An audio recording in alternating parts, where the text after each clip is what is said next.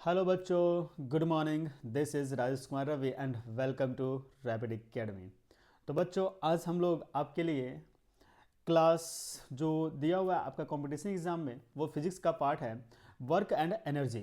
क्या है बच्चों? वर्क एंड एनर्जी को आज हम लोग स्टडी करेंगे डीपली, जिसको हम लोग कहते हैं कार्य तथा ऊर्जा। क्या कहते हैं बच्चों? कार्य तथा ऊर्जा। तो आज हम लोग पढ़ेंगे वर्क एंड एनर्जी। वर्क क्या होता है, एनर्जी क्या होता है, कार्य कैसे करते हैं और कार्य करने के लिए ऊर्जा कैसे खर्च होता है, उन सभी चीज़ों के बारे में आज हम लोग क्या करेंगे, डीपली स्टडी करने वाले हैं ना। ये आपका क्लास नाइन्थ का भी कुछ पार्ट्स दिया हुआ रहता है, मतलब क्लास नाइन्थ में भी ये दिया हुआ आपका चैप्टर में कि वर्क एनर्जी क्या है। आपको तो ध्यान में रखना है कि वर्क एनर्जी जो दिया हुआ है वो आपका क्लास नाइन्थ का भी एक पार्ट है। तो इसको चीज़ों को क्या करना है, ध्यान से पढ़ते हुए चलना है ना, चीज़ों को पढ़ते हुए चलना है ताकि किसी प्रकार का दिक्कत नहीं आए। चलिए, तो हम लोग क्लास को स्टार्ट करते हैं। वर्क सबसे पहले आता है हमारा वर्क, कि वर्क होता क्या है ना। वर्क क्या होता है? सभी को आवाज़ जा रही है? मेरा आवाज़ सबको डिपली अच्छे से जा रहा है ना? चलिए, अगर सभी को आवाज़ है तो आवाज़ क्लियर है ना, कि नहीं कोई दिक्कत तो नहीं ना आवाज़ में? चलिए, क्लियर है, क्लियर है। चलिए, हमारा टॉपिक है वर्क। क्या है बच्चों? कार्य। आखिर कार्य होता क्या है? हम लोग दैनिक जीवन में डिफरेंट टाइप्स के काम को करते हैं, तो डिफरेंट टाइप्स को कार्य को करने के लिए क्या चाहिए? एनर्जी। तो एनर्जी सबसे पहले आना आता कहाँ से है, कार्य कैसे करते हैं ना, तो उन सभी चीज़ों के बारे में भी डिफाइन करते हैं। चलिए, पहला टॉपिक है वर्क। क्या है बच्चों? कार्य। बोलता है when a force act on an object, when a force act on an object and the object show displacement, the force has done work on the object। कहने का मतलब है कि हम लोग कार्य तब कहेंगे, कि हमारे द्वारा किसी वस्तु के ऊपर जब बल लगाया जाता है और बल लगने के फलस्वरूप उस वस्तु में डिस्प्लेसमेंट होता है, मतलब स्थान में परिवर्तन होता है, तो हम लोग कहते हैं कि कार्य हुआ। फिर से समझिए, कहने का मतलब है कि जब हम कोई वस्तु के ऊपर फोर्स लगाते हैं, हम अपना जो भी हमारे ऊपर जो भी एनर्जी है, तो उस एनर्जी की सहायता किसी वस्तु के ऊपर फोर्स लगा रहे हैं, बल लगा रहे हैं, और बल लगाने के फलस्वरूप जब उस वस्तु में डिस्प्लेसमेंट आता है, स्थान में परिवर्तन आता है, तो हम लोग उसे कहते हैं क्या, कि कार्य हुआ। आई बात समझ में? चलिए समझाते हैं आपको चीजों से। देखिए, हमारे बीच ये कोई एक ऑब्जेक्ट है, इस ऑब्जेक्ट को हमने यहां से उठाया, मतलब नीचे टेबल पे रखा हुआ है, तो इसको उठाया और किसी दूसरे जगह पे इसको हमने रख दिया, तो ये पहले वाले स्थान से किसी दूसरे स्थान पे चला गया, तो हम बोलेंगे कि मेरे द्वारा जो वस्तु पे बल लगाया गया उसमें चेंजिंग आया, उस वस्तु के स्थान में चेंजिंग आया, डिस्प्लेसमेंट आया, तो उसको हम लोग कहते हैं कि कार्य हुआ। देखिए, एग्जाम्पल के तौर पे समझिए, ये कोई सरफेस है, ये क्या है बेटा? सरफेस है। ये हमारा क्या है? सरफेस है। इस सरफेस के ऊपर यहाँ पे ऑब्जेक्ट रखा हुआ है, इस ऑब्जेक्ट का वजन है 50 केजी। आप मानो किसका वजन है? 50 केजी। हम कोई व्यक्ति हैं, आप इस पर क्या कर रहे हैं? फोर्स लगा रहे हैं। इस पर फोर्स लगा रहे हैं। फोर्स जो लगा रहे हैं वो लगभग 30 न्यूटन बल लगा रहे हैं। बल का SI मात्रक न्यूटन होता है, आगे सब पढ़ेंगे। तो व्यक्ति के द्वारा इस पर 30 न्यूटन बल लगाया गया, तो ये वस्तु जो था ना, वो खिसक के कहां पे आ गया? इसका ए स्थान मान लो कि ये पे था, तो खिसकने के पश्चात कहां पे आ गया? ये वस्तु 50 केजी वाला बी पे आ गया। तो आप देखो कि पहले वस्तु जो था वो इस जगह पे था, ए स्थान पे था, लेकिन जब इस पर फोर्स लगाया, फोर्स लगाने के पश्चात इसमें डिस्प्लेसमेंट हुआ, तो ये किसी दूसरे जगह पे चला गया। आई बात समझ में? तो इसको हम लोग बोलेंगे कि क्या बोलेंगे, कि मेरे द्वारा इस ऑब्जेक्ट के ऊपर जो बल लगाया गया, उस बल के कारण इसमें स्थान में चेंजिंग आ गया, तो इसको हम लोग कहते हैं क्या? इसको हम लोग कहते हैं कि कार्य हुआ। आई बात समझ में? तो ये पॉइंट समझाने का कोशिश कर रहे हैं आपको। बोल रहा है when a force act on an object, जब हम किसी वस्तु के ऊपर बल लगाते हैं, and then object show the displacement, हमको दिखता है क्या? उस वस्तु में डिस्प्लेसमेंट दिखता है, स्थान में परिवर्तन दिखता है। यहां पे 50 केजी का वस्तु था, इस पर हमने बल लगाया, बल लगाने के पश्चात क्या हो गया? स्थान में चेंजिंग आ गया, उसका स्थान बदल गया, तो हम लोग कहते हैं फोर्स हैज डन, हमारे द्वारा जो फोर्स लगाया गया वो काम में आ गया, and work on the object, उस वस्तु पे काम हो गया। आई बात समझ में? आप लोग फुटबॉल खेलते हो, फुटबॉल रखा हुआ रहता है एक स्थान पे, आप आते हो, जोर से मारते हो, धड़ाम से फुटबॉल को किक, फुटबॉल क्या होता है? हवा में उड़ जाता है। तो हम बोलेंगे क्या, कि हमारे द्वारा जो बॉल पे किक लगाया गया ना, तो उस बल के वजह से क्या हुआ? बॉल में डिस्प्लेसमेंट हुआ, एक स्थान पे रखा हुआ था, रेस्ट मोशन में था, लेकिन जिस पर ही जैसे ही हम उस वस्तु पे क्या किए, उस ऑब्जेक्ट पे हमने अपना फोर्स लगाया तो उस वस्तु में डिस्प्लेसमेंट आ गया, स्थान में परिवर्तन आ गया, हवा में उड़ जाता है ना, उसको हम लोग कहते हैं कि मेरे द्वारा कार्य हुआ। आई बात समझ में? अब क्लास में क्या करते हो, आप दिन भर बैठ के पढ़ रहे हो, दिन भर बैठ के पढ़ रहे हो, दिन भर बैठ के पढ़े आपने, मतलब कि मानो कि 5 घंटा क्लास में आप लोग स्कूल में बैठ के पढ़ा, आपके द्वारा किसी प्रकार का कोई स्थान चेंजिंग नहीं हुआ, आप में किसी प्रकार का कोई वस्तु में चेंजिंग, आप में कोई प्रकार का चेंजिंग नहीं आया, तो क्या हम वहां पे बोलेंगे कि कार्य हुआ? चलिए बताइए, आपको कमेंट सेक्शन में लिखना है कि कार्य हुआ। जैसे ये व्यक्ति देखो आप इमेज में, इस व्यक्ति को देखो इमेज में, ये व्यक्ति क्या कर रहा है ना कि यहाँ पे खड़ा है, मानो कि ये स्ट्रेट मोशन में, रेस्ट मोशन में है। रेस्ट मोशन में क्या किया है कि ये जो ऑब्जेक्ट है, मानो कि ये 70 केजी का है, 70 केजी का अपने पीठ पे लेके खड़ा है, 70 केजी का कोई ऑब्जेक्ट है हमारे द्वारा एक ऐसे लेके खड़ा है, लेके क्या ऑब्जेक्ट को खड़ा है, तो आप उस ऑब्जेक्ट को लेकर लगभग 1 घंटा खड़ा रह गए हैं, ऑब्जेक्ट को लेकर आप अपने पीठ पर उसको 1 घंटा खड़ा रह गए, तो बताइए क्या उसमें फिजिक्स के अकॉर्डिंग टू फिजिक्स उसमें कोई काम हुआ या नहीं हुआ? तो हम बोलेंगे उसमें काम नहीं होगा।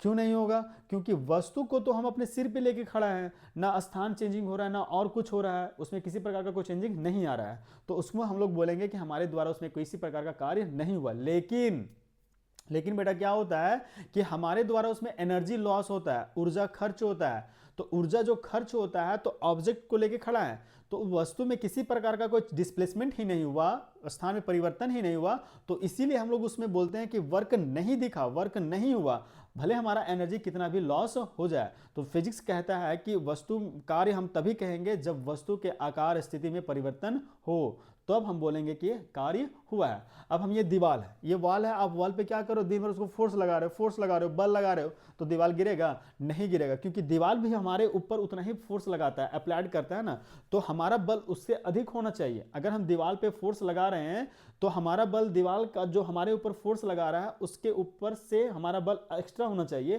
तब हम दीवार को धकेल पाएंगे ना, तो ऐसे दीवार को धकेलेंगे तो दीवार गिरेगा नहीं। तो हम लोग बोलेंगे कि दीवार में किसी प्रकार का कोई चेंजिंग नहीं हुआ, तो वहां पे कार्य नहीं डन हुआ है, भले हमारा एनर्जी लॉस हो जाए। आई बात समझ में? एक एग्जांपल और समझिए, घर में जो बाइक है, बाइक में आप पेट्रोल डाल दो 1 लीटर और इंजन चालू करके छोड़ दो, तो आप देखोगे कि 1 घंटा के बाद, उसको चलाना नहीं है, सिर्फ इंजन चालू करके छोड़ देना है, तो आप देखोगे 1 घंटा 2 घंटा के बाद पेट्रोल खत्म हो जाएगा। पेट्रोल तो खत्म हो गया, एनर्जी खत्म हो गया, लेकिन उस ऑब्जेक्ट में, उस बाइक में स्थान में परिवर्तन आया, किसी प्रकार का चेंजिंग हुआ, डिस्प्लेसमेंट दिखा? नहीं दिखा। अगर कार्य दिखता है तो बोलेंगे कि इसमें कार्य डन हुआ है, कार्य कंप्लीट हुआ है, लेकिन ऐसा उसमें कुछ होता नहीं है। आई थिंक कि आप लोग को अब समझ में आ गया होगा कि वर्क होता क्या है। आई थिंक किन्हीं को दिक्कत नहीं होनी चाहिए, है ना? तो ये हमारा पहला पॉइंट था, कार्य, कि वर्क होता क्या है। आई बात समझ में? चलिए नेक्स्ट है कि work is the represented by the symbol of D. हम लोग जो कार्य होता है ना, वर्क होता है, उस वर्क को हम लोग डिनोट करते हैं कैपिटल डब्ल्यू के द्वारा। अगर क्वेश्चन आपसे पूछ दे कि what is the represented which symbol is represented by work, work को हम लोग किसके थ्रू दर्शाते हैं, तो इसका बेटा आंसर हो जाएगा डब्ल्यू के थ्रू, है ना, मतलब उसको कैपिटल डब्ल्यू के द्वारा हम लोग क्या करते हैं, दर्शाते हैं। नेक्स्ट टॉपिक है, it is a scalar quantity, it has only magnitude और मैग्नीट्यूड नो डायरेक्शंस। बोलता है ये स्केलर क्वांटिटी है, एक ये सदिश राशि है, ये क्या है बेटा, अदिश राशि है, सॉरी अदिश राशि है, क्योंकि इसमें केवल परिणाम होता है और कोई दिशा नहीं होता है, इसमें सिर्फ क्या होता है, परिणाम होता है, इसमें कोई दिशा वगैरह नहीं होता है। आई बात समझ में? तो ये हमारा था पूरा वर्क, आप कार्य को समझ सकते हो, है ना। देखो एक यहाँ पे इमेज दिया हुआ है, फोर्स ऑफ ग्रेविटी। हम किसी ऑब्जेक्ट को उठाएं, भारी ऑब्जेक्ट को उठाए हुए है, ये बच्ची को भारी ऑब्जेक्ट को क्या हुए, अपने हाथों पे उठाई हुई है, तो इसको उठाने के लिए क्या लगा, फोर्स लगा हुआ, बल लगा हुआ। अब ये बल जो लगा हुआ है, तो ग्रेविटेशनल फोर्स भी उसको क्या कर रहा है ना कि अपनी ओर खींच रहा है, तो वो उतना ही बल हमको लगाना पड़ता है। आई बात समझ में? अब ये अगर 10 केजी का वस्तु है तो इसको हमको 10 केजी के अनुसार यहाँ पे 10 केजी के अकॉर्डिंग इस पे बल लगाना पड़ेगा, तब हम ऑब्जेक्ट को उठा पाएंगे। तो जितना बल इस पे हम लगाएं तो उतना ही फोर्स के अकॉर्डिंग, ग्रेविटेशनल फोर्स के अकॉर्डिंग वो वस्तु को अपनी ओर खींचता है। आई बात समझ में? तो हमको फोर्स उठाना पड़ता है, बल लगाना पड़ता है, और बल लगाने के फलस्वरूप उसको क्या करेंगे, डिस्प्लेसमेंट करेंगे। देखो यहाँ पे क्या हो रहा है, डिस्प्लेसमेंट हो रहा है, तो हम बोलेंगे कि यहाँ पे कार्य डन हुआ। अगर आप इसी ऑब्जेक्ट को चंद्रमा पे ले जाओ तो वहाँ पे ग्रेविटेशनल फोर्स नहीं है, आप इसे मतलब क्या बोलते हैं कि हाथ में उठाकर आप क्या करोगे, उसको ले जाओगे आसानी से, क्योंकि वहाँ पे उस टाइम इसका फोर्स का मतलब जो होता है वजन वो कम हो जाता है। आप इमेजिन किए होंगे एक और कि जब हम लोग कुआं से पानी खींचते हैं या फिर पानी में अगर कोई भारी ऑब्जेक्ट है तो वहाँ पे उसका वजन जो होता है वो कम हो जाता है। हम पानी में आसानी से ऑब्जेक्ट को मतलब खींच पाते हैं, थ्रो करते हैं अपनी तरफ, लेकिन उसी वस्तु को अगर बाहर में ले जाने के लिए दिया जाए तो आपको खींचने के लिए उसमें अधिक बल लगाना पड़ेगा। किसमें? जो ऑब्जेक्ट पानी के बाहर आ जाएगा। आई बात समझ में? तो ये सभी प्रकार का होता है काम में, है ना। चलिए इसी के साथ हम लोग नेक्स्ट टॉपिक पे पढ़ते हैं। देखिए यहाँ पे दिया हुआ है एक टॉपिक है, क्या है? बोल रहा है कि कार्य को पूरा करने के लिए बोल रहा है कि two conditions need to be satisfied work to be done. बोलता है कार्य को पूरा करने के लिए दो शर्तों को पूरा करना आवश्यक होता है। हम लोग कब बोलेंगे कार्य पूरा हुआ है? तो कार्य को पूरा करने के लिए हमें दो शर्तों को पूरा करना होता है। पहला कि a force should act on object, किसी बल को वस्तु पर कार्य करना चाहिए। मतलब अभी हमने बताया था कि कोई ऑब्जेक्ट है, इस पर क्या करेंगे? फोर्स लगाएंगे, और फोर्स लगाने के पश्चात इस ऑब्जेक्ट में अगर कोई चेंजिंग आता है तो हम लोग बोलेंगे कि हमारे द्वारा किया गया जो कार्य है वो डन हो गया है। क्या हो गया बच्चों? डन हो गया है। आई बात समझ में? नेक्स्ट है कि the object must be displaced, और उस वस्तु में क्या होना है? विस्थापित होना जरूरी है। ये आपको इंपॉर्टेंट पॉइंट के रूप में याद रखना है। हम लोग कार्य कब कहेंगे, कार्य कब डन हुआ, तो उसमें दो पॉइंट्स को आपको याद रखना है कि किसी बल को वस्तु पर कार्य करना चाहिए। मतलब कोई बल हमने किसी वस्तु पे लगाया है तो वो बल दिखना चाहिए। आई बात समझ में? अभी हमने बताया कि दीवार को धकेल रहे हैं, उसमें बल दिखेगा हमारा? नहीं दिखेगा। आगे से बस आ रहा है, आप जा रहे हो, अब बस को आप रोक रहे हो तो क्या मतलब, जैसे खड़ा बस है, अब बस को तुम धकेलना चाह रहे हो तो क्या आप बस को धकेल पाओगे? नहीं धकेल पाओगे, वहां पे बल नहीं दिखेगा। तो हमको क्या बोल रहा है कि बल दिखना चाहिए। अगर कोई छोटा सा साइकिल है, आप साइकिल पे पुश कर दो, धकेल दो उसी प्रकार, तो उसमें दिखेगा, साइकिल क्या हो जाएगा? गिर जाएगा ना, आगे की ओर बढ़ जाएगा। तो उसमें बोलेंगे कि यहाँ पे हमारा वर्क हुआ, बल दिखा। तो यही बोल रहा है कि पहला पॉइंट हमारा, हम अगर किसी वस्तु के ऊपर बल लगा रहे हैं तो वो दिखना चाहिए। सेकेंड पॉइंट है कि the object must be displaced, मतलब वस्तु के ऊपर जब हम फोर्स लगाएं, बल लगाएं, तो उसमें दिखना चाहिए, उसमें स्थान में परिवर्तन होना चाहिए। आई बात समझ में? तो स्थान में परिवर्तन होगा तब हम बोलेंगे कि हमारे द्वारा लगाया गया बल उसमें डिस्प्लेसमेंट हुआ है। चलो एक इंटरेस्टिंग एग्जांपल आपको बताते हैं। आप लोग क्लास में क्या करते होंगे? बैठते होंगे। तो क्लास में बैठने के लिए अगर कोई बच्चा इंटरेस्टेड है कि हमको फर्स्ट बेंच में ही बैठना है, फर्स्ट बेंच में बैठना है ना, तो कोई बच्चा चाहता है कि फर्स्ट बेंच में बैठे, और उस बेंच में बच्चा उस दिन क्लास में लेट जाता है और पहला बेंच पूरा फुल हो जाता है। क्लास में बैठने के लिए वो बच्चा क्या करेगा? जो बच्चा बैठा हुआ है उसको धकेलेगा और उसके स्थान पे बैठ जाएगा।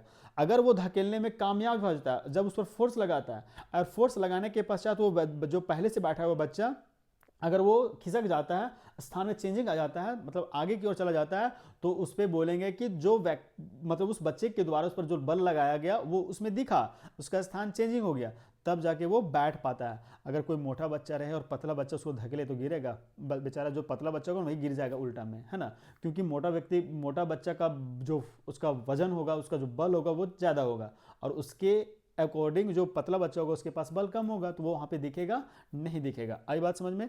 तो आपको दिमाग में लेके चलना है। सबसे पहले क्या कि हम किसी भी वस्तु पे बल लगाते हैं वो बल दिखना चाहिए, और जब फोर्स लगाएंगे तो उस वस्तु में फुल तरह से क्या होना चाहिए? डिस्प्लेसमेंट होना चाहिए। आई बात समझ में? चलिए ये था हमारा कार्य। अगर यहाँ पे क्वेश्चन पूछा जाए कि कार्य का एसआई मात्रक क्या होता है, तो वीवीआई करके आप लिख लो, एक पॉइंट्स को नोट करके कि कार्य का जो एसआई मात्रक होता है, लिख लो यहाँ पे कि कार्य का एसआई यूनिट जो होता है, एसआई यूनिट होता है जूल होता है। क्या है बच्चों? जूल। आपको याद रखना है कि कार्य का जो एसआई मात्रक होता है, कार्य का जो एसआई मात्रक होता है वो जूल होता है, जिसे हम लोग जे के द्वारा, कैपिटल जे के द्वारा क्या करते हैं? डिनोट करते हैं। इसका सिंबल क्या है? जे। अगर क्वेश्चन पूछा जाए कि कार्य का what is the SI unit of work, what is the SI unit of work, तो हो जाएगा इसका the SI unit of work is joule, जिसको हम लोग डिनोट करते हैं जे के द्वारा। डिनोट किससे करते हैं? जे के द्वारा। आई बात समझ बच्चों? तो इसको आपको चीज़ों को याद रखना है। एक नंबर का क्वेश्चन में यही पूछ देगा कि कार्य का एसआई यूनिट क्या होता है, कार्य करने का जो एसआई यूनिट होता है वो क्या होता है? तो जूल होता है। आई बात समझ में? चलिए नेक्स्ट हमारा पॉइंट है, देखो बेटा यहाँ पे एक इमेज दिया, उसको नहीं बताया ना, देखो इसको चीज़ों को समझो। यहाँ पे क्या है? वर्क। क्या दिया हुआ है? वर्क। और ये है फोर्स, और ये है डिस्प्लेसमेंट। तो क्या हो जाएगा? हम किसी वस्तु पे फोर्स लगा रहे हैं, तो फोर्स लगाएंगे तो क्या होगा? उस वस्तु में क्या होगा? डिस्प्लेसमेंट होगा, डिस्प्लेसमेंट होगा ना जी। तो डिस्प्लेसमेंट होगा तो मतलब उसका स्थान में क्या आ जा रहा है, चेंज आ जा रहा है ना। तो फोर्स इस जब हम लगाएंगे तो क्या होगा, डिस्प्लेसमेंट इनटू वर्क हो जाएगा, displacement into work, work is equal to force into displacement. अगर यहाँ पे 3 प्रकार का फॉर्मूला दिया हुआ है, कुछ मतलब कार्य बराबर क्या होता है, तो कार्य बराबर क्या होता है, दूरी बटा कार्य बटा क्या हो जाएगा, दूरी बटा ये डिस्टेंस बटा क्या हो जाएगा, न्यूटन फोर्स।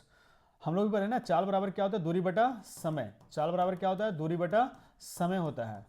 अब यहाँ पे किसी ऑब्जेक्ट में हम फोर्स लगा रहे हैं, तो फोर्स जब हम उस पर फोर्स लगाएंगे तो वस्तु में क्या होगा, डिस्प्लेसमेंट होगा, डिस्प्लेसमेंट होगा तो क्या होगा कि कार्य वहाँ पे हमें दिखेगा। आई बात समझ में। तो यहाँ पे दिया हुआ फोर्स का एसआई मात्रक, देखो फोर्स को हम लोग लिखते हैं एफ से, और फोर्स का एसआई मात्रक होता है न्यूटन, जिसको हम लोग दर्शाते हैं एन के द्वारा। यहाँ पे लिखा हुआ है वर्क, वर्क यहाँ पे जे क्यों लिखा हुआ है कि वर्क का जो एसआई मात्रक होता है वो जूल होता है, जिसको हम लोग दर्शाते हैं जी से, और डिस्प्लेसमेंट जो होता है वो मीटर में होगा, सेंटीमीटर में होगा। बात समझ में, जो हम लोग ऑब्जेक्ट पे लगाएंगे तो वो हो जाएगा डिस्प्लेसमेंट मीटर में, इसलिए यहाँ पे एम लिखा हुआ है। आई बात समझ में। चलिए इसी के साथ हम लोग नेक्स्ट क्लास पे पढ़ते हैं, और नेक्स्ट क्लास बोल देते हैं ना, नेक्स्ट स्लाइड पे चलते हैं, नेक्स्ट टॉपिक पढ़ना है। चलिए एक क्वेश्चन आपके लिए है, क्वेश्चन क्या लिखा हुआ है, बोल रहा है कि a body applied a force 10 newtons to displace an object by 2 meter. Find the work done using the work formula. हमने अभी बताया था, क्या बताया था, दूरी बटा चाल दूरी मतलब चाल इक्वल टू क्या हो जाएगा, दूरी बटा समय। तो यहाँ पूछ रहा है कि वर्क का फॉर्मूला क्या हो जाएगा, बोल रहा है a body applied a force 10 newtons, मतलब कोई ऑब्जेक्ट था, कोई न्यूटन मतलब कोई ऑब्जेक्ट है, उस पर हमने जो फोर्स लगाया है वो 10 न्यूटन्स है। F बराबर क्या हो जाएगा, 10 न्यूटन हो जाएगा। Displacement an object by 2 meter, मतलब जो उसमें वर्क होगा, वर्क कितना हो जाएगा बेटा, उसमें वर्क हो जाएगा 2 मीटर। तो पूछ रहा है कि इसमें जो फाइंड द वर्क डन, मतलब इसमें जो काम होगा वो काम कितना होगा, है ना, इसमें काम क्या हो जाएगा। आप देखो यहाँ पे स्लाइड में भी बताए थे, फोर्स दिया हुआ है, डिस्प्लेसमेंट दिया हुआ, तो उसको वर्क निकालना है, तो वर्क क्या हो जाएगा, है ना। तो वर्क निकालने का फॉर्मूला हमारा हो जाता है, क्या होता है किन्हीं को पता है, चलिए कमेंट सेक्शन में लिखिए। चलिए इस क्वेश्चन को सॉल्व करने का कोशिश कीजिए। एक क्वेश्चन दिया हुआ है ना, क्वेश्चन दिया हुआ एग्जांपल कि a body applied a force of 10 newton to displacement an object by meter 2 meter, find the work done using the work formula. Work formula को आपको यूज करना है और बताना है कि इसका फार्मूला मतलब इसका जो वर्क होगा वो क्या होगा। एग्जांपल दिया हुआ, a body applied a force of 10 newton displacement and object by 2 meters, find the work done using the work formula. तो वर्क के फार्मूला के अकॉर्डिंग तुमको क्या करना है बेटा, कि इसका निकालना है फार्मूला। चलिए जिनको आता है वो फटाक से सॉल्व करके बताइए हमको, कमेंट सेक्शन में लिखिए बताकर, है ना।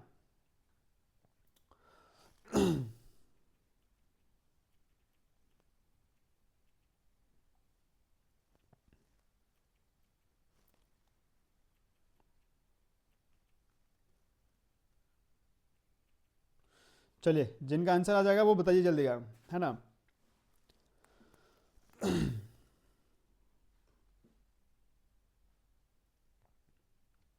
चलिए किन्हीं को पता नहीं, चलिए हम बताते हैं ना। देखो आप यहाँ पे हमारा दिया हुआ एफ दिया हुआ है, एफ दिया हुआ हमारा कितना न्यूटन्स, 10 न्यूटन्स दिया हुआ है। उसके बाद हमारा वर्क जो हो रहा है वो कितना हो रहा है, 2 मीटर हो रहा है। कितना मीटर हो रहा है, 2 मीटर हो रहा है ना। ये 10 न्यूटन्स दिया हुआ है ना, 10 न्यूटन्स। तो हमारा पूछ रहा है कि वर्क कितना हुआ है, डिस्प्लेसमेंट, अच्छा डिस्प्लेसमेंट ये दूरी हो जाएगा, सॉरी डिस्प्लेसमेंट। तो यहाँ पे पूछ रहा है कि वर्क क्या होगा, तो वर्क बराबर होता है फोर्स इंटू क्या हो जाएगा, डिस्टेंस ना, टाइम हो जाएगा। क्या बोल रहा है, ऑब्जेक्ट 2 मीटर्स दिया हुआ, force distance and work, displacement दिया हुआ है ना, डिस्प्लेसमेंट। तो F बराबर हमारा दिया हुआ है 10 न्यूटन और हमारा डिस्प्लेसमेंट दिया हुआ है कितना, 2 मीटर। तो आपको क्या करना है, दोनों को गुना कर देना है। जब हम वर्क निकालेंगे तो वर्क निकालने के लिए क्या हो जाता है कि हम देखेंगे कि उसमें कार्य हुआ है या नहीं हुआ है। तो आपको क्या करना होगा कि 10 को 2 से गुना कर दो, तो कितना हो जाएगा, 20 मीटर मतलब 20 न्यूटन मीटर पर मीटर हो जाएगा ना। तो आप इसको जब गुना करोगे, 10 को गुना कर दोगे 2 से, तो आपका आंसर हो जाएगा कितना, तो आपका आंसर आ जाएगा इसमें 20 मीटर। तो आपको लगेगा इसमें जो 20 मीटर आएगा चेंजिंग आएगा वो आपका डन हो जाएगा, है ना। तो इसमें जो कार्य होगा वो जब को दोनों को गुना करोगे तो वो ये वर्क में जाएगा, तो वर्क में भी बताया कि जूल में होता है, तो जूल इसका हो जाएगा 20 जूल आंसर आ जाएगा। आई बात समझ में? चलिए फिर बोल रहा है कि a body applied a force 10 newton of displacement, 10 newton of displacement an object by 2 meters, find the work. तो 10 को 2 से जब गुना किए तो उसमें जो कार्य होगा वो 20 जूल कार्य होगा। आई बात समझ में? उस कार्य करने के लिए हमें कितना एनर्जी होगा? 20 जूल का। चलिए एक इस टाइप का क्वेश्चन आपके एग्जाम में पूछता है, तो आपको ध्यान में रखते हुए क्या करना है, इस टाइप के क्वेश्चंस को सॉल्व करते हुए चलना है ना। चलिए आप यहाँ पे देखिए कुछ क्वेश्चंस दिया हुआ है, कुछ टॉपिक दिया हुआ है कि जो कार्य होता है वो कितने प्रकार का होता है। पूछ रहा है यहाँ पे टाइप्स ऑफ वर्क, कार्य के प्रकार, चीज़ों को समझना है। देखिए आप यहाँ पे पॉजिटिव वर्क दिया हुआ है, एक बेटा क्या है पॉजिटिव वर्क जिसको बोलते हैं सकारात्मक कार्य, एक यहाँ पे है नेगेटिव कार्य और एक होता है जीरो वर्क। तीनों को भी चलिए समझते हैं कि ये तीनों होता क्या आखिर, है ना। देखिए सकारात्मक कार्य का मतलब होता है, आप यहाँ पे इमेज में देख सकते हो कि एक ऑब्जेक्ट है। चलो हम यहाँ पे अपना एग्जांपल बताते हैं ना। एक कोई इस प्रकार का ऑब्जेक्ट है ना, मतलब सरफेस है, ये हमारा क्या है सरफेस है, ये क्या है बेटा हमारा सरफेस है। यहाँ पे कोई व्यक्ति क्या है खड़ा है, इस पर क्या कर रहा है बल लगा रहा है, इस पर क्या कर रहा है बल लगा रहा है ना। तो इस पर जो बल लगा रहा है ये वस्तु मान लो कि 30 kg का है, ये वस्तु कितना है 30 kg का है, और हम इस पर जो बल लगा रहे हैं वो मानो कि आप इस पर 10 न्यूटन क्या कर रहे हो फोर्स को लगा रहे हो। हम इस पर जो फोर्स लगा रहे हैं वो 10 न्यूटन्स लगा रहे हैं और ऑब्जेक्ट जो है 30 kg का है। अगर हम कोई वस्तु पे जब बल लगाते हैं, क्या बोल रहा है कि जब हम किसी वस्तु पे फोर्स लगाते हैं और फोर्स लगाने के पश्चात उस वस्तु में स्थान में चेंजिंग आता है, बदलाव आता है, तो हम उसको बोलते हैं सकारात्मक कार्य। क्या बोलेंगे बेटा पॉजिटिव वर्क बोलेंगे। तो पॉजिटिव वर्क क्या बोलेंगे, उसमें काम दिखना चाहिए, हम उसको अपनी ओर धकेल रहे हैं, तो अगर वो धकेल रहे हैं तो वो ऊपर जाएगा, तो ऊपर जाएगा तो वो उसमें क्या होगा कि काम होगा। अब एक चीज को और समझना है, अगर हम इस पर 10 न्यूटन का बल लगा रहे हैं तो ये भी हमारे ऊपर क्या करेगा उतना ही न्यूटन का ये फोर्स लगाएगा, है ना। ये भी हमारे ऊपर उतना ही न्यूटन का फोर्स लगा, उतना ही न्यूटन से हमारे ऊपर वो फोर्स लगाएगा। तो हमें क्या करना होगा, उसे और अधिक न्यूटन से बल लगाना पड़ेगा। तो इसका मान लो इसका 9 हो जाएगा, तुम्हारा 10 हो जाएगा, तो उसका बल क्या हो जाएगा कम हो जाएगा तुम्हारी अपेक्षा। तो जब बल कम हो जाएगा और उस वस्तु में डिस्प्लेसमेंट होगा तो आप बोलोगे कि ये हमारा सकारात्मक काम है, सकारात्मक मतलब पॉजिटिव वर्क बोल सकते हैं ना। अगर कोई छोटा वस्तु है, इस छोटा वस्तु को हमने यहाँ से उठा लिया, आसानी से इसको हमने क्या किया यहाँ पे उठा के अपने हाथ तक ले आया, तो इसमें देखेंगे कि इसमें जो हमारे द्वारा उठाया गया तो इसमें क्या हो रहा है कि डिस्प्लेसमेंट हो रहा है, काम हो रहा है। आई बात समझ में? तो ये हमारा सकारात्मक कार्य हो गया। नेगेटिव वर्क किसको बोलेंगे, नेगेटिव वर्क क्या बोलेंगे कि नकारात्मक कार्य कैसे बोलेंगे। अब हमारा उठाने का क्षमता है 10 kg, हमारा उठाने का क्षमता इमेजिन करो कि 10 kg, और हम 10 kg के अलावा नहीं 15 kg का वस्तु को हमारा उठा रहे हैं, बहुत बल लगा रहे हैं, फोर्स लगा रहे हैं, और उसमें किसी प्रकार का कोई काम नहीं हो रहा है, तो उसमें हम लोग बोलेंगे क्या कि उसमें काम हुआ, तो उसमें हम लोग बोलेंगे नकारात्मक कार्य। दूसरा एग्जाम्पल और समझिए, इसी में समझिए, ये व्यक्ति इस पे ऊपर बल लगा रहा था, ये 10 न्यूटन फोर्स लगाया और ऑब्जेक्ट इसी के ऊपर मान लो कि 15 न्यूटन का फोर्स लगा दिया, तो ये ऑब्जेक्ट क्या होगा इस व्यक्ति को अपने तरफ क्या करेगा, व्यक्ति को धकेल देगा, है ना। तो जस्ट ये अपोजिट हो जाएगा, तो इसको हम लोग बोलेंगे क्या, ये नकारात्मक कार्य हुआ। नकारात्मक कार्य कैसे हुआ कि इसके ऊपर हमने बल लगाया और हमारा बल जो लगाना था इसके ऊपर, उसमें किसी प्रकार का कोई चेंजिंग नहीं आया, बल्कि ये हमें अब जस्ट अपोजिट डायरेक्शन में क्या किया, ये हमें धकेल दिया, तो इसको हम लोग बोलते हैं नकारात्मक कार्य। जैसे कि क्लास में कोई मोटा बच्चा और पतला बच्चा आपस में लड़ाई कर रहा है, तो अब इसलिए है कि मोटा बच्चा जो है वो पतले बच्चे को क्या करेगा, धकेल देगा, तो वहाँ पे वो भी फोर्स लगाया, लेकिन वहाँ पे जो मोटा बच्चा था ना उसका फोर्स ज़्यादा हो गया, जिसके कारण से वो पतला बच्चा पीछे की ओर खिसक गया, तो यहाँ पे हम लोग बोलेंगे नकारात्मक कार्य है। आई बात समझ में? चलिए नेक्स्ट यहाँ पे है जीरो वर्क। जीरो वर्क का कहने का मतलब है कि कोई ऐसा काम है, कोई ऐसा ऑब्जेक्ट है जो भारी भरकम में है, हमने उस पर फोर्स लगाया और किसी प्रकार का कोई भी चेंजिंग नहीं दिखा, तो उसको हम लोग बोलेंगे जीरो वर्क। आप दीवार पे एग्जांपल दिए, दीवार को धकेलो, 100 kg का एक ट्रक है, मतलब बहुत से बड़ा ट्रक है, बहुत बड़ा 100 kg का पत्थर है, आप उस पर फोर्स लगाओ, तो वहाँ पे आपका काम कुछ नहीं दिखेगा, सिर्फ आपका एनर्जी लॉस होगा, है ना। तो उसको हम लोग बोलेंगे जीरो वर्क। क्या बोलेंगे बच्चा, जीरो वर्क उसको कहेंगे, है ना। चलिए नेक्स्ट आगे बढ़ते हैं, हमारा है नेक्स्ट है एनर्जी। देखो ऊर्जा, अब यहाँ पे चीज़ों को समझना है। ऊर्जा, हमने कार्य के बारे में स्टडी कर लिया ना, हम लोगों ने क्या किया, कार्य के बारे में वर्क के बारे में स्टडी कर लिया कि कार्य होता क्या है। तो अब पढ़ेंगे हम लोग ऊर्जा के बारे में कि ऊर्जा होता क्या है। देखो बोल रहा है कि when energy is more work is done, जब हम किसी वस्तु पे ऊपर फोर्स लगाते हैं, जब हम मतलब जब हम अधिक ऊर्जा मतलब जब हम अधिक ऊर्जा कार्य पर लगाते हैं, अधिक मात्रा में लगाते हैं, तो वो हम लोग जो खर्च होता है, एनर्जी जो लॉस होता है, उसको हम लोग कहते हैं ऊर्जा। जैसे अभी हम बोल रहे हैं, तो हमें बोलने के लिए भी क्या चाहिए, एनर्जी चाहिए। हमारा एनर्जी क्या हो रहा है, लॉस हो रहा है, खत्म हो रहा है। क्यों खत्म हो रहा है कि कार्य को करने के लिए, किसी भी कार्य को करने के लिए मेरे द्वारा जो एनर्जी लॉस किया जा रहा है, जो खर्च किया जा रहा है, उसी को कहते हैं ऊर्जा। बोल रहा है कि जब ऊर्जा अधिक होती है तो कार्य भी अधिक होती है। When energy is more work is done। अब हमारे पास एनर्जी कम है और हम चाहेंगे कार्य को ज़्यादा करना, तो नहीं होगा। हमारे पास जितना एनर्जी होगा उस एनर्जी के अकॉर्डिंग हम क्या करेंगे, काम कर पाएंगे। फॉर एग्जाम्पल आप समझो कि एक फोर व्हीलर है, उस फोर व्हीलर का कैपेसिटी है कि 1 लीटर में 10 किलोमीटर कार गाड़ी चलेगी। जो कार है वो 1 लीटर पेट्रोल में 10 किलोमीटर चलेगी। अब हम कार को देंगे 2 लीटर और बोलेंगे चलो हमारे से 50 किलोमीटर, तो कार चल पाएगा, नहीं चल पाएगा। क्यों नहीं चल पाएगा, क्योंकि उसके पास एनर्जी मिल रहा है मात्र 20 किलोमीटर चलने के लिए। अब उसको बोलेंगे 50 किलोमीटर चलने के लिए, वो चल पाएगा, नहीं। तो जितना कार्य करना होगा, जितना कार्य को डन करना होगा, उसके अकॉर्डिंग हमें एनर्जी भी चाहिए। तो उस एनर्जी के सहायता से हम लोग कार्य को क्या करेंगे बच्चों, डन कर पाएंगे। आई बात समझ में। तो इसके अकॉर्डिंग ये होता है कि हमें कार्य को करने के लिए क्या चाहिए, ऊर्जा की आवश्यकता होती है। अब यहां से भी क्वेश्चन पूछेगा कि what is the SI unit of energy, कि ऊर्जा का एसआई यूनिट्स क्या होता है। तो उसको आप कॉपी में नोट कर लेना कि एसआई यूनिट्स का भी जो होता है वो जूल्स ही होता है। क्या होता है, जूल होता है ना। आपको याद रखना है कि इसका भी एसआई यूनिट जो होता है वो जूल होता है, जिसे हम लोग जे के द्वारा क्या करते हैं, डिनोट करते हैं। मतलब वर्क का भी प्लस एनर्जी का भी जो होता है एसआई यूनिट, वो एसआई यूनिट दोनों का सेम है। दोनों का सेम क्या है, जूल है। आपको इसको याद रखना है ना, जूल। इसका आपको याद रखना है कि जो वर्क का एसआई यूनिट होता है वो क्या होता है बच्चों, जूल होता है। आई बात समझ में। जूल जूल जूल स्पेलिंग थोड़ा सा मिस्टेक हो गया था ना, जूल्स होता है ना। इसमें भी क्या होता है, इसका एसआई यूनिट जो होता है वो जूल होता है। आपको याद रखना है कि कार्य का एसआई यूनिट और वर्क का, मतलब कार्य का और ऊर्जा का, दोनों का एसआई मात्रक जूल होता है। चलिए नेक्स्ट हमारा है कंडीशन। यहाँ पे कंडीशन 1 दिया हुआ, कंडीशन 2 है। बोल रहा है कि व्हेन एनर्जी इज लेस तो लेस वर्क इज डन। अगर हमारे बीच एनर्जी कम है, अभी हम बोलते बोलते जैसे थक गए, अब हम चाहेंगे कि अभी इसी वे में बिना खाना पीना खाए, बिना एनर्जी को लिए दिन भर पढ़ाएं, तो हमारे से क्या होगा, हो पाएगा, नहीं हो पाएगा, क्योंकि हमारा एनर्जी लॉस हो चुका है। तो हम अगर हमारा एनर्जी कम हो चुका है और हम कार्य को ज़्यादा करना चाहेंगे तो हमारे द्वारा कार्य नहीं होगा। तो हमें क्या चाहिए कि अगर हमारे पास कम एनर्जी है तो हम कम काम कर पाएंगे, हमारे पास ज़्यादा एनर्जी है तो हम ज़्यादा काम को कर पाते हैं।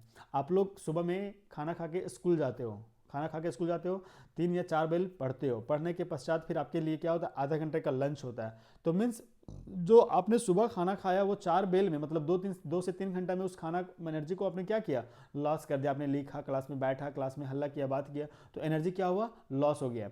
तो फिर से एनर्जी को लाने के लिए हम लोग क्या करते हैं, लंच करते हो। तो आप लोग लंच जब करते हो तो फिर क्या आता है, एनर्जी मिलता है ना। तो हम लोग को कार्य करने के लिए किस चीज़ की आवश्यकता होती है बेटा, तो हम लोग को कार्य को डन करने के लिए एनर्जी, ऊर्जा की आवश्यकता होती है। आई बात समझ में। चलिए इसी के साथ हम लोग नेक्स्ट टॉपिक पे पढ़ते हैं। हमारा नेक्स्ट टॉपिक है एनर्जी, ऊर्जा। देखो ऊर्जा यहाँ पे दिया हुआ है, बोल रहा है कि the capacity of a body to do, बोल रहा है again, the capacity of a body to do work is called the energy of the body. बोलता है कि किसी भी कार्य करने के लिए हमें किस चीज़ की आवश्यकता होती है, ऊर्जा की आवश्यकता होती है। आई बात समझ में। बोल रहा है कि किसी पिंड की कार्य करने की क्षमता को शरीर की ऊर्जा कहा जाता है। मतलब कोई भी काम हमारे द्वारा किया जाना है तो हमारे बॉडी में जो भी एनर्जी रहेगा तो उस एनर्जी की सहायता से हम लोग क्या करेंगे बच्चों, कार्य को डन कर पाएंगे, है ना। देखो यहाँ पे दिया हुआ है एसआई यूनिट ऑफ एनर्जी क्या होता है, जूल्स होता है। क्या होता है बच्चों, जूल्स होता है। देखो यहाँ पे दिख रहा होगा जूल्स, कि कार्य का एसआई यूनिट होता है जूल। आपको याद रखना है ये कार्य का भी होता है, यहाँ पे एसआई यूनिट दिया हुआ है, और ये वर्क का भी होता है। अभी हमने पिछले स्लाइड में आपको बता चुका है, वर्क प्लस एनर्जी दोनों का एसआई मात्रक क्या होता है, जूल होता है। अगर क्वेश्चन पूछे कि 1 kilo joule equal to 1 kilo joule 1 kilo joule equal to कितना जूल होता है, मतलब 1 किलो जूल कार्य करने के लिए हमें कितने की आवश्यकता होती है, 1000 जूल की आवश्यकता होती है। आपको याद रखना है कि 1 किलो जूल में कितना कितना एनर्जी होता है, तो 1000 जूल होता है। आई बात समझ में? देखो ये पॉइंट्स आपका यहाँ पे भी लिखा हुआ है ना। तो ये इस प्रकार आपको क्या करना है, चीज़ों को याद कर लेना है, समझ लेना है। चलिए नेक्स्ट फिर हम लोग बढ़ते हैं। यहाँ पे दिया ऊर्जा के प्रकार, क्या है बेटा, यहाँ पे देखो कुछ ऊर्जा के प्रकार दिया हुआ है, सिर्फ इसको टाइप्स को समझना है। अगर क्वेश्चन पूछा जाए आपसे कि what are the types of energy, या फिर पूछेगा what are the forms of energy, energy का कौन कौन सा रूप होता है, तो आप देख सकते हो पहला क्या है, प्रकाश ऊर्जा। प्रकाश ऊर्जा क्या होता है कि जो आप हमारे बीच अभी जो लाइट है इसमें इलेक्ट्रिसिटी जा रहा है, इलेक्ट्रिसिटी मिलने के फलस्वरूप ये क्या कर रहा है, लाइट में एब्जॉर्व कर दे रहा है, लाइट में मतलब आ जा रहा है। आप चाहो तो फिर से ये ऊर्जा को क्या कर सकते हो, एब्जॉर्व कर सकते हो। ऊर्जा कभी खत्म नहीं होता है, ऊर्जा कभी खत्म नहीं होता है। तो सिर्फ ऊर्जा खत्म नहीं तो कहाँ जाता है, तो आप ऊर्जा को स्टोर कर सकते हो। जैसे ये प्रकाश ऊर्जा में देखो, आप जब इलेक्ट्रिसिटी आपके रूम में आती है तो बल्ब जलने लगता है, तो आप चाहोगे कि बल्ब जो एनर्जी दे रहा है, लाइट एनर्जी, आप उसको स्टोर कर सकते हो। अब बोलेगा स्टोर कैसे करेंगे, तो सनलाइट का एनर्जी को हम लोग स्टोर करते हैं ना बेटा, तो सनलाइट का एनर्जी का स्टोर कैसे करते हैं, जब सनलाइट आता है तो हम लोग लगाते हैं उसके लिए सौर प्लेट लगाते हैं, सौर प्लेट के साथ हम लोग बैटरी वगैरह सब कनेक्ट करते हैं, तो उस प्रकाश से हम लोग क्या बनाते हैं, इलेक्ट्रिसिटी बनाते हैं, एनर्जी को स्टोर करते हैं। तो ये प्रकार का ऊर्जा होता है, हम लोग बोलते हैं प्रकाश ऊर्जा। एक है हीट ऊर्जा, जिसको हम बोलते हैं गर्म ऊर्जा। हीट ऊर्जा मतलब समझ में आ रहा है, जो गर्म होता है ना, तो गर्म के फलस्वरूप जो मिलता है, तो ये भी ऊर्जा का प्रकार है। दूसरा है आंतरिक ऊर्जा, क्या है, मैकेनिकल एनर्जी। आंतरिक ऊर्जा हम लोग क्या कहते हैं, जैसे जनरेटर वगैरह होता है, जनरेटर हो गया, जनरेटर ही ले सकते हैं एग्जाम्पल, तो उसमें इलेक्ट्रिसिटी है क्या, नहीं है, उसमें हम लोग जब डीजल डालते हैं तो डीजल डालने के फलस्वरूप मशीन को स्टार्ट करते हैं तो उसमें डायनेमो लगा रहता है, तो डायनेमो क्या करता है कि आंतरिक ऊर्जा को विद्युत ऊर्जा में रूपांतरण करने का काम करता है। तो वहां पे भी क्या कर रहा है, आंतरिक ऊर्जा से विद्युत ऊर्जा में चेंज कर रहा है, कौन कर रहा है, डायनेमो कर रहा है। आई बात समझ में? तो ये हमारा था आंतरिक ऊर्जा। गुरुत्वाकर्षण ऊर्जा है, किसी कोई भी मतलब जो भी वस्तु है उसको, मतलब आकाश में जितने भी प्रकार के पिंड है मतलब पृथ्वी के आसपास, तो वो पृथ्वी क्या करता है कि अपने ग्रेविटेशनल फोर्स के अकॉर्डिंग वो अपनी ओर उसे खींचा हुआ रहता है। तो एक है गुरुत्वाकर्षण ऊर्जा है, विद्युतीय ऊर्जा है जिसको बोलते हैं इलेक्ट्रिकल एनर्जी है। नेक्स्ट हमारा है कौन सा है, साउंड एनर्जी, ये भी एक प्रकार का क्या है, ऊर्जा है। केमिकल एनर्जी, रसायन ऊर्जा है। नेक्स्ट हमारा क्या है, न्यूक्लियर एनर्जी, जिसको बोलते हैं परमाणु ऊर्जा, न्यूक्लियर एनर्जी को बोलते हैं परमाणु ऊर्जा। और है एटॉमिक एनर्जी, ये भी क्या होता है, परमाणु ऊर्जा। तो ये सभी हमारे ऊर्जा के प्रकार हैं। कहीं ना कहीं इस रूप जो एनर्जी का टाइप्स दिया हुआ है, कहीं ना कहीं हम क्या करते हैं, इन सभी चीज़ों को यूज़ करते हैं। आई बात समझ में? चलिए, तो ये हमारा रहा एनर्जी का टाइप्स, मतलब कौन कौन सा ऊर्जा होता है, फॉर्म ऑफ एनर्जी। आपके एग्जाम में अगर क्वेश्चन पूछ देगा, ये 3 क्वेश्चन दे दिया, कोई अगला अलग क्वेश्चन ऑप्शन दे देगा और पूछ देगा इनमें से छांटिए, बताइए कि कौन सा ऊर्जा का प्रकार नहीं है, तो बेटा आपको इस टाइप के ऊर्जा के प्रकार को आपको ध्यान में रखना है ना, देन फिर आप आसानी से आंसर कर सकते हो। देखो यहाँ पे एक 2 प्रकार का ऊर्जा आ गया है, काइनेटिक एनर्जी और पोटेंशियल एनर्जी। ये आपके लिए काफ़ी इंपॉर्टेंट है, इस चीज़ को समझना है। चलिए हम कोशिश करते हैं आपको बेहतर तरीके से बताने के लिए कि काइनेटिक एनर्जी होता क्या है और स्थितिज ऊर्जा क्या होता है। देखो यहाँ पे मैकेनिकल एनर्जी को 2 भागों में बांटा गया है। There are 2 types of mechanical energy. पहला हमारा काइनेटिक एनर्जी है, दूसरा क्या है, पोटेंशियल एनर्जी, जिसको बोलते हैं गतिज ऊर्जा, और एक होता है स्थितिज ऊर्जा। गतिज ऊर्जा और स्थितिज ऊर्जा का मतलब क्या होता है, पहले आप वो सुनो। देखो गतिज ऊर्जा मतलब, गतिज का मतलब होता है कि जो भी कोई वस्तु में जब उसमें मोशन होगा, गति में, वो ऑब्जेक्ट में क्या होगा, मोशन होगा, गति में होगा, तो उसको हम लोग बोलेंगे काइनेटिक एनर्जी। लेकिन स्थितिज ऊर्जा क्या होता है, पोटेंशियल एनर्जी, मतलब जो स्थितिज में हो, रेस्ट मोशन में, उसमें किसी प्रकार का मतलब वो गति नहीं कर रहा हो, वेलोसिटी उसमें किसी प्रकार का नहीं हो, तो उसको हम लोग बोलते हैं स्थितिज ऊर्जा। अब कैसे समझेंगे किसको कहेंगे काइनेटिक एनर्जी है और कौन बोले किसको बोलेंगे हम लोग पोटेंशियल एनर्जी है। तो एग्जांपल के तौर पे समझो, आपके सिर के ऊपर देखो इलेक्ट्रिसिटी के लिए एक पंखा लगा होगा, तो पंखा भी क्या है, रेस्ट मोशन में है, पंखा क्या है, रेस्ट मोशन में, तो उसको हम लोग बोलेंगे स्थितिज ऊर्जा में, वो भी किस मोशन में है, रेस्ट मोशन में है। आई बात समझ में? जैसे ही उसमें इलेक्ट्रिसिटी देते हैं, स्विच को ऑन करते तो पंखा क्या होता है बेटा, घूमने लगता है, पंखा चलने लगता है, तो वो कि धीरे धीरे क्या आता है, काइनेटिक एनर्जी में चेंज हो जाता है, मतलब वो गतिज अवस्था में आ जाता है, गतिज स्थितिज में आ जाता है। पहले था स्विच देने से पहले ये रेस्ट मोशन में था, लेकिन जैसे ही इसको हमने स्विच ऑन किया तो ये क्या हो गया, ये गतिज अवस्था में आ गया, काइनेटिक एनर्जी में आ गया। आई बात समझ में? तो इस प्रकार होता है एनर्जी। जैसे यहाँ पे एग्जांपल पे आप तौर पे समझ सकते हो, एक अच्छा एक एग्जांपल और आपके बीच, नदी में जो पानी बह रहा है, नदी में जो पानी बह रहा है वो रेस्ट मोशन में है। रेस्ट मोशन में आपको दिख रहा है जाने के लिए, आपको पानी लगता है कि पानी बह रहा है, लेकिन वो एक्चुअल में क्या होता है, रेस्ट मोशन में होता है। उसमें ये होता है कि पीछे से उसको फोर्स मिल रहा होता है ना, जिसकी वजह से वो क्या करता है, चलता है, लेकिन हमको प्रदर्शित होता है कि वो काइनेटिक एनर्जी में है। आई बात समझ में? देखो यहाँ पे काइनेटिक एनर्जी पोटेंशियल क्या होता है। हम लोग तीर पे बाण चढ़ाए, ये व्यक्ति क्या किया है, तीर पे बाण चढ़ाया। देखो पहले तीर यहाँ पे था, तीर का रस्सी जो धागा था वो कुछ इस प्रकार था, तो यहाँ पे तीर लगा फंसाने के पश्चात ये पे तीर यहाँ पे जो रस्सी था ना, ये थ्रेड था, ये थ्रेड को क्या किया, तीर की सहायता से ये अपनी ओर खींच रहा है, तो अपनी ओर खींच रहा है और यहाँ तक जो रोका है ये क्या है, अभी रेस्ट मोशन में है। ये क्या है, अभी रेस्ट मोशन में, पोटेंशियल एनर्जी में है। लेकिन जैसे ही ये अभी आप देख समझो कि तीर को हमने खींचा, यहाँ से खींचा, तो हमने ये खींच के यहाँ तक लाया है, तो हमारा हाथ जहाँ तक रुका हुआ ये भी किस मोशन में है, पोटेंशियल एनर्जी में, स्थितिज ऊर्जा में। लेकिन जैसे ही हम बाण को छोड़ते हैं, जैसे ही ये छोड़ता है, तो ये किस में आता है बेटा, काइनेटिक एनर्जी में आता है। मतलब गतिज ऊर्जा में तुरंत वो क्या होता है, चेंज हो जाता है। तो आई बात समझ में कि काइनेटिक एनर्जी क्या होता है और पोटेंशियल एनर्जी क्या होता है।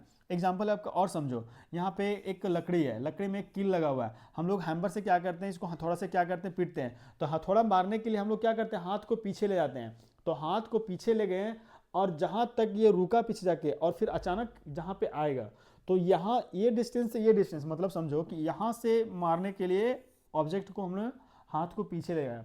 पीछे क्यों ले गए, ताकि मारने के लिए बल लगे ना, उसको फोर्स अप्लाइड करने के लिए, अधिक मात्रा में बल लगाने के लिए हाथ को हमने पीछे किया। पीछे करने के पश्चात इस पर हमने हथौड़ा मारा, तो ये कील क्या हो जाएगा, ये तुरंत किस में आ जाएगा, काइनेटिक एनर्जी में आ जाएगा। यह भी तो यहाँ पीछे तक ले गए, ये रेस्ट मोशन में था, पोटेंशियल एनर्जी में था, रुका हुआ था, लेकिन जैसे ही हाथ हमारे स्पीड किए तो वो तुरंत आया किस में, पोटेंशियल एनर्जी में, और देन फिर ये किस में चेंज हो गया, मैकेनिकल एनर्जी, मतलब उसमें कार्य दिखा, कील क्या हो जाएगा, अंदर की ओर घुस जाएगा। तो ये हमारा था काइनेटिक एनर्जी और पोटेंशियल एनर्जी। आई बात समझ में?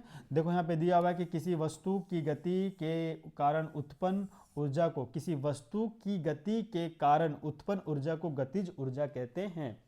किसी वस्तु के गति के कारण उत्पन्न ऊर्जा को क्या कहते हैं, गतिज ऊर्जा कहते हैं। जैसे क्लास में आप बदमाशी कर रहे हो, टीचर आता है, आपका कॉलर पकड़ता है या फिर कान पकड़ता है, हाथ को ऐसे नहीं मारता जी, हाथ आपको पीटने के लिए हाथ को पहले पीछे ले जाता है, उसके बाद मारता है। तो हाथ को जहां तक पीछे से ले गया तो वो रेस्ट मोशन में था, पोटेंशियल एनर्जी में था, लेकिन जैसे ही आपको मारने के लिए हाथ आगे किया, टीचर्स आपको मारने के लिए हाथ आगे किया, तो वो किस एनर्जी में आ जाएगा, पोटेंशियल एनर्जी में हो जाएगा। और थप्पड़ जब आपका गाल पे बच जाएगा ना, तो आपको क्या हो जाएगा, मैकेनिकल एनर्जी में वो चेंज हो जाएगा, आपका गाल क्या हो जाएगा, पूरी तरह से लाल हो जाएगा। है बात समझ में? तो ये होता है एनर्जी का प्रकार। चलिए, किसी को दिक्कत तो नहीं ना? अगर दिक्कत है तो आप लोग को क्या करना है, एप्लीकेशंस में आप लोग जो क्लास चल रहा है, यहाँ पे आपको कमेंट सेक्शन में लिखना है कि क्लास आपको समझ में आ रहा है या नहीं आ रहा है। अगर आपको चीज़ों को समझ में नहीं आ रहा है तो आप कमेंट सेक्शन में लिखिए, हम उसको बताने का कोशिश करेंगे, है ना। चलिए, और क्लास को अपने ही तक नहीं रखना है, क्लास को दूसरों तक भी सीमित, मतलब शेयर करना है, उसको बताना है। आई बात समझ में? ऐसा नहीं कि सिर्फ अपने ही तक रख के उसको सीमित रखना है, अच्छा चीज़ अगर मिल रहा है तो दोस्तों को भी देना है, खुद ही नहीं रखना है ना। और क्लास आपको कैसा लगता है आप कमेंट सेक्शन में ज़रूर लिखिएगा कि हमें कुछ सुधारना वगैरह तो नहीं है ना, तो आपका एक कमेंट हमें नेक्स्ट क्लास के लिए और बेटर बनाएगा, है ना। चलिए, क्लास अच्छा लग रहा है तो लाइक भी कीजिएगा, अपने दोस्तों के साथ शेयर भी कीजिएगा, और भी क्या करना है, सब्सक्राइब भी करना है ना। चलिए, तो आई थिंक कि आपको ये पूरा चीज़ हमने जो बताया, काइनेटिक एनर्जी और पोटेंशियल एनर्जी, आपको समझ में आ गया होगा ना। चलिए, आपके लिए एक क्वेश्चन है यहाँ पे, what is difference between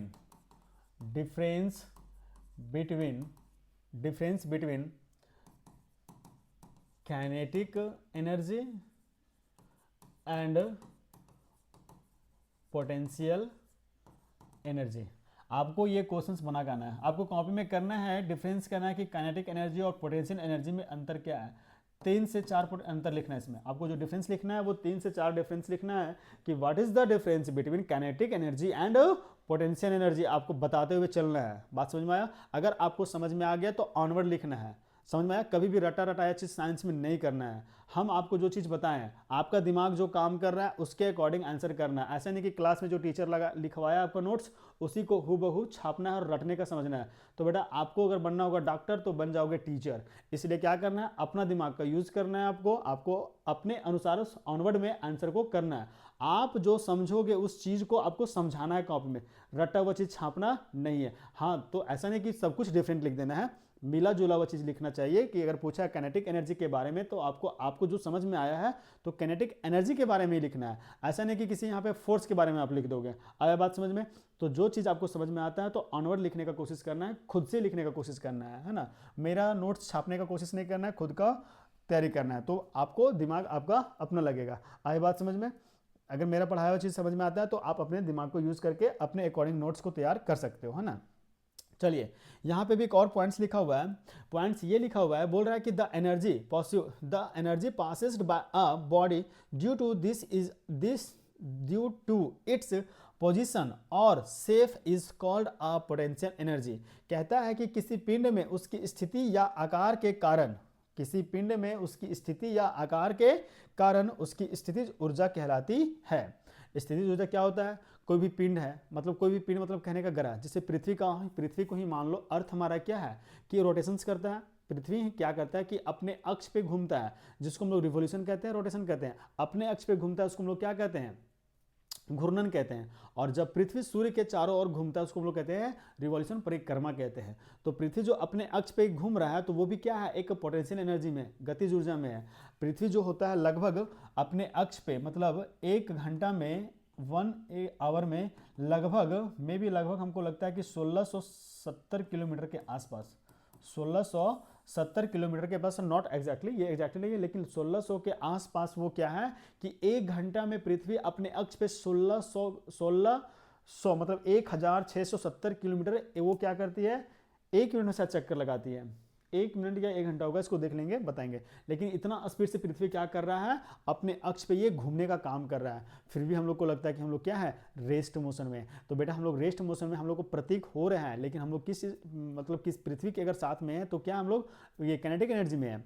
for example आप समझो कि आप बस में बैठे हुए हो, बस क्या है? चल रही है। तो बस में हम जो बैठे हुए हमारा रेस्ट मोशन में है, लेकिन बस अगर गति में है तो बस के साथ हमारा बॉडी भी क्या होता है? पूरा मोशन में आ जाता है। इसीलिए कभी कभी आप इमेजिन करते होंगे कि ड्राइवर अगर अचानक ब्रेक मार दिया तो बेटा अगर आप आगे अगर आप खड़े हो तो आप आगे की ओर झुक जाओगे। आई बात समझ में? और बस खड़ी मोशन में अगर बस चलती है अचानक ब्रेक छोड़ती है तो आप पीछे की ओर झुकते हो। तो यहाँ पे एक गति का कारण होता है, आपको आगे बताएंगे कि न्यूटन्स का कौन कौन सा लॉ है, फर्स्ट लॉ, सेकेंड लॉ और थर्ड लॉ, ये सभी चीज़ आगे पढ़ना है ना। लेकिन आप बस में इमेजिन करना, तो बस में अगर हम बैठे हुए हैं तो बस के गति के साथ हमारा बॉडी भी क्या होता है? गतिज अवस्था में होता है। उसके अकॉर्डिंग हमारा बॉडी क्या करता है? मोशन करता है। आई बात समझ में?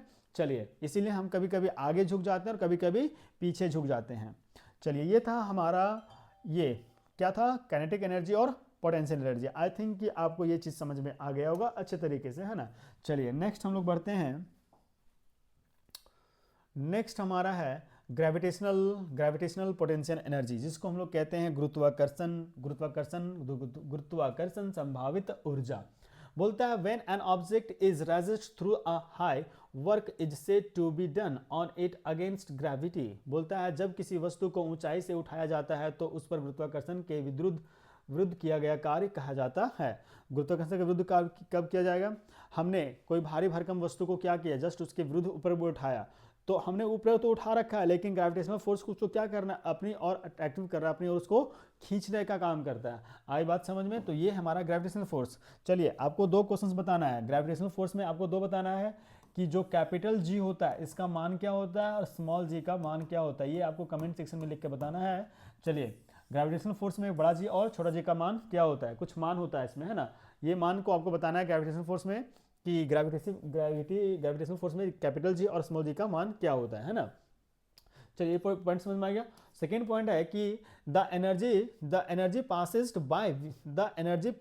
Bye such an object is called the gravitational potential energy. बोलता है ऐसी वस्तु में मौजूद ऊर्जा को गुरुत्वाकर्षण स्थितिज ऊर्जा कहा जाता है। गुरुत्वाकर्षण स्थितिज ऊर्जा कब कहते हैं कि किसी वस्तु में मौजूद ऊर्जा को, मतलब पहले ही से कोई वस्तु है उसमें पहले से कोई एनर्जी स्टोर है तो उसको हम लोग कहते हैं गुरुत्वाकर्षण का स्थितिज ऊर्जा कहा जाता है, मतलब वो रेस्ट मोशन में है। आई बात समझ में, गतिज ऊर्जा में नहीं है ना।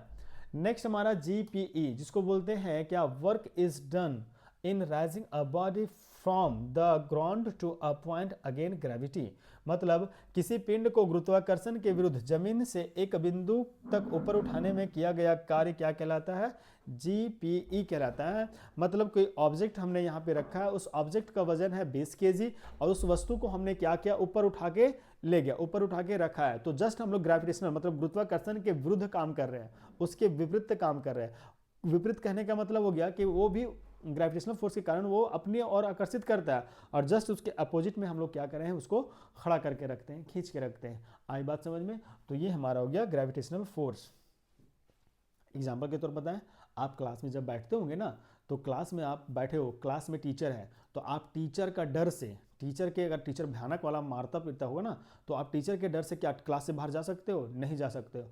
अगर बेटा गलती से क्लास से बाहर जाते हो और टीचर ने आपको देख लिया तो फिर आपका क्या होता है, खेला हो जाता है ना।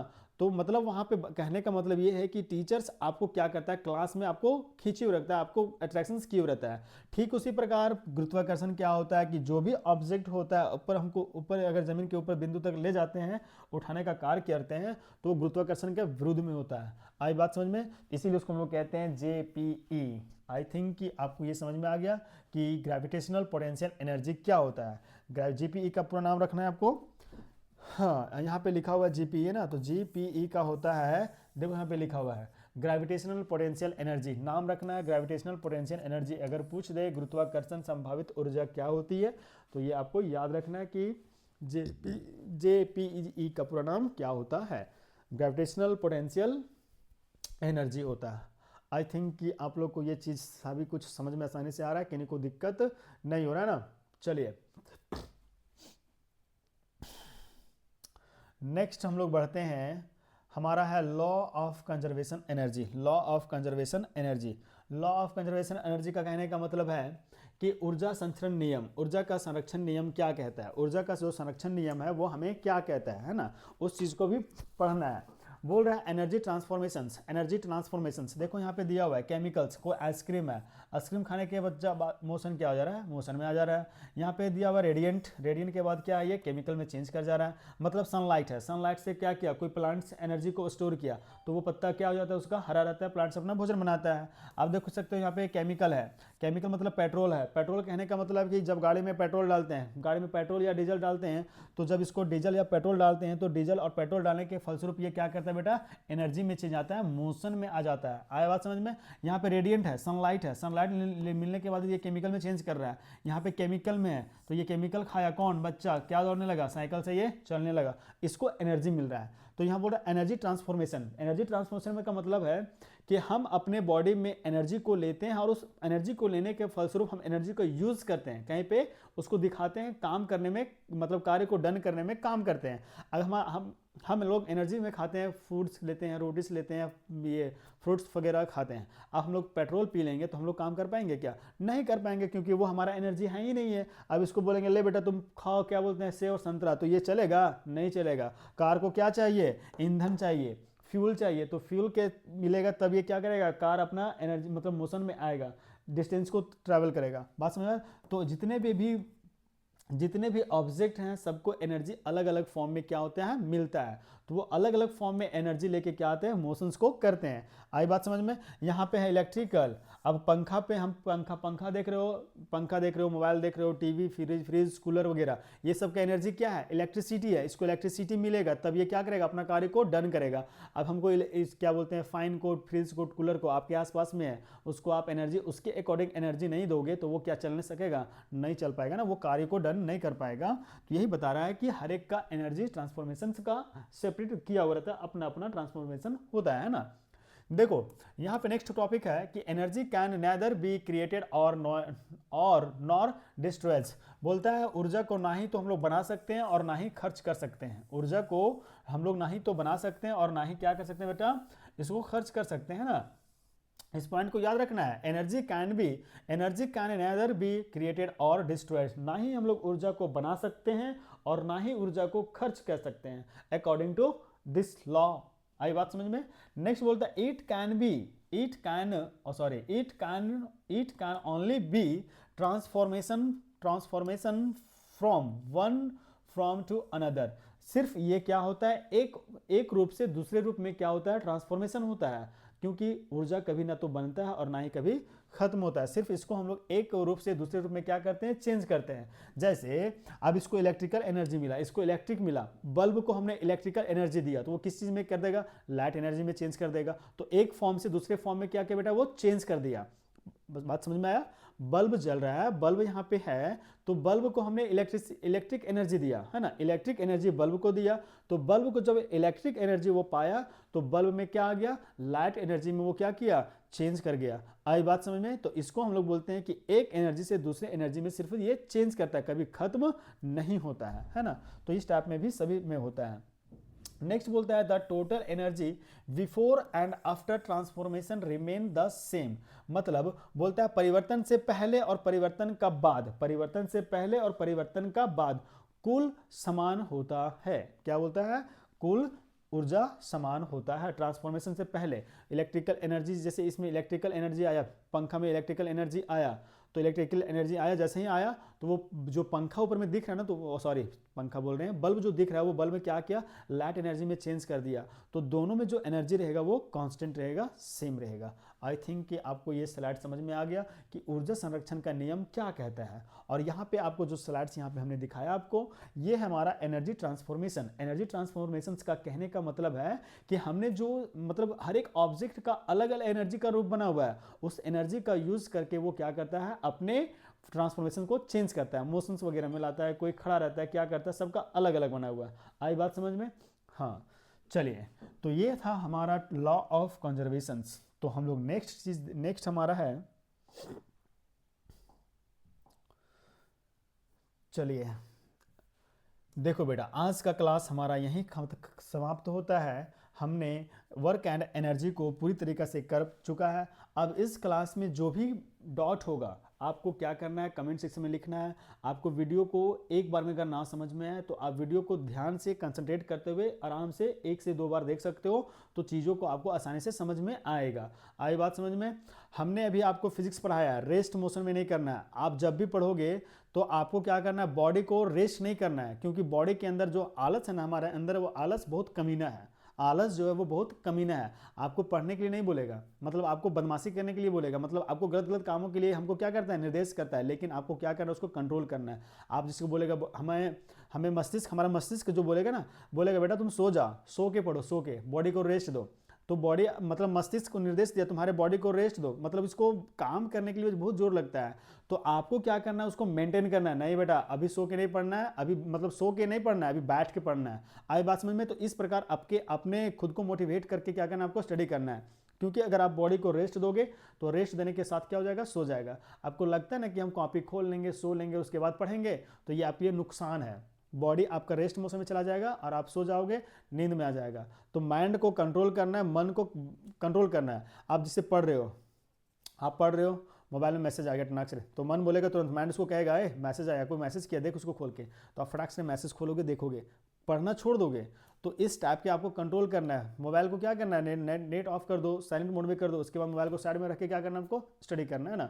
तो इस सभी प्रकार के कामों को आपको खुद से करना है, आपको चीज़ों को समझते हुए करना है। आई थिंक कि आपको ये सभी बात समझ में आ रहा है। आप लोग काफ़ी समझदार बच्चे हैं ना। चलिए, आई थिंक कि नेक्स्ट क्लास इसका जब भी होगा वर्क एंड एनर्जी का, तो नेक्स्ट क्लास हम आप लोगों के इसका रिलेटेड जो भी चैप्टर्स में कुछ टॉपिक जो बचा होगा, कुछ जो पॉइंट्स बचा होगा, उसको नेक्स्ट क्लास में आपके बीच हम लाने का काम करेंगे। तो आज हम लोग क्लास को यहीं पे एंड करते हैं।